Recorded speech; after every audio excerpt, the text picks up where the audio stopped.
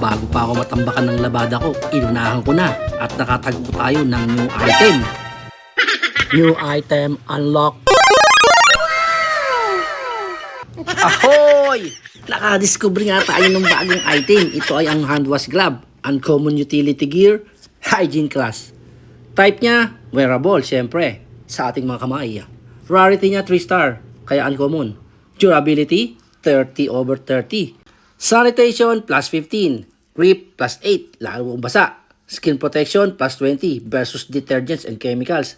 Cold resistance, plus 5 versus icy water debuff. Dexterity, minus 2, slightly clumsy fingers.